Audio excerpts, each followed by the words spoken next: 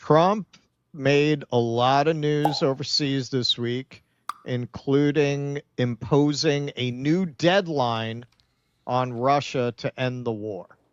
I guess he's getting embarrassed. This is a very long 24 hours to end the war. People are starting to talk.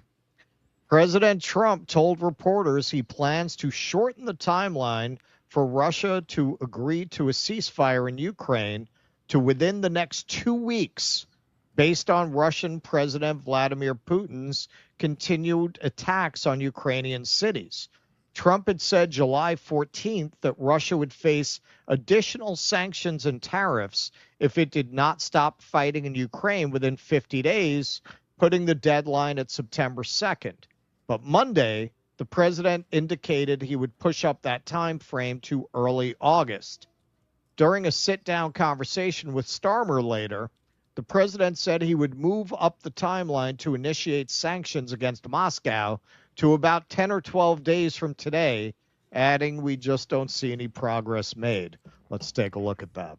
Earlier you said that you were going to change the deadline from 50 days. Yeah, I'm going to make a new deadline of about 10 or 12 days from today. There's no reason in waiting.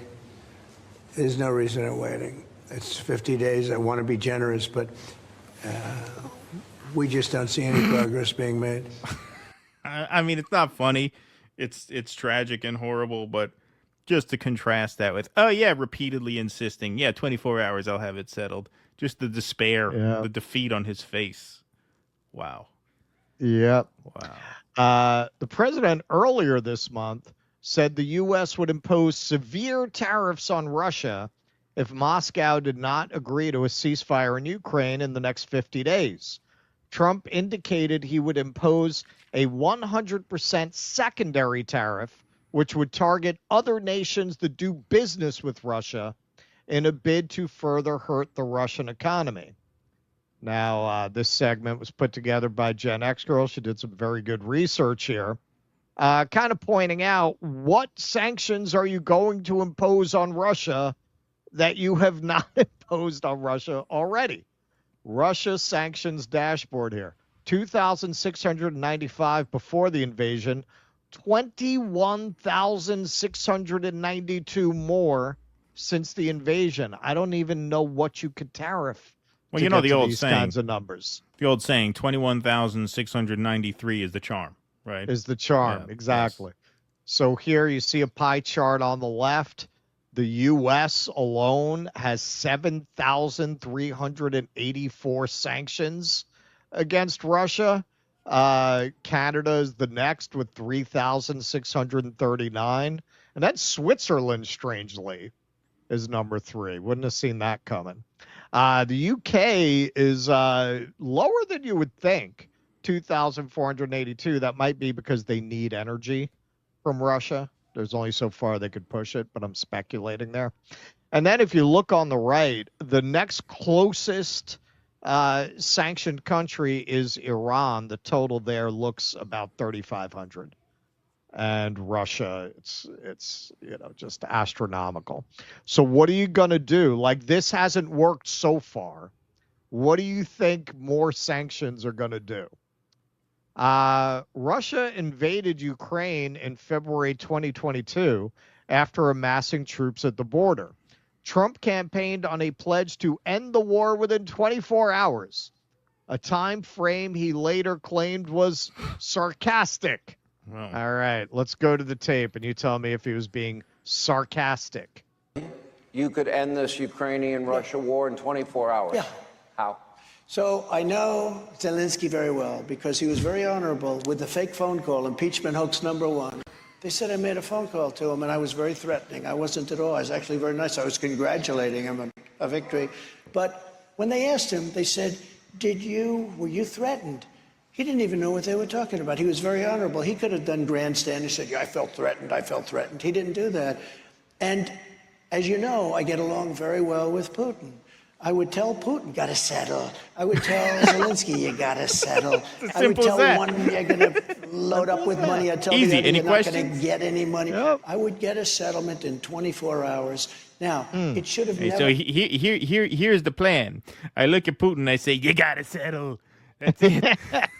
That always Problem works. solved. That always works. That always works. So Melania, she didn't want to sleep with me. I said, you gotta settle. You gotta Yes, settle. now we're married. That reminds me of the time my uncle was in Mexico with a couple friends, and they were asking they got lost and they needed directions somewhere, and so my uncle was going to go up to a Mexican guy and ask for directions, and his friend says, no, hold on, I speak Spanish, I got this, let me handle this, I got this. So he goes up to the Mexican guy and he says, you speak English? that was his expertise that he brought that's like this. Yeah. happened. You have thousands, hundreds of thousands of dead people right now, hundreds of thousands. You have cities that are obliterated. I don't know if you've ever seen the cities after they finish with the rockets. You have cities with no buildings standing. It looks like just a demolition zone. It's so horrible. Sad. And and then they'll say 2 people were hurt. No, hundreds of people and thousands of people were killed. You're going to find out when this whole thing is over that the number of people killed is far greater than they tell you. They're not telling you the truth. No sarcasm detected. No sarcasm detected. You gotta settle. You gotta settle. You gotta settle. We should put that on the soundboard. That should be the sound. You gotta settle. And besides that, it is very unlikely that Taco Trump is going to be able to go through with this. Trump's threats of Russia-related secondary tariffs spark skepticism because this could really mess with trade negotiations we have going on with partners that we cannot afford to alienate. President Donald Trump's threat to punish Russia's trading partners if it does not pause its war in Ukraine could backfire, derailing negotiations with 2 important U.S. trading partners. That could prove too high a price for the president to pay, according to 3 former government officials with deep experience in U.S.-China trade and diplomatic relations. So if you take a look at the chart here, you'll notice a pattern on countries with sanctions against Russia. North America, Greenland. See, that's why we should just invade and incorporate them into our country.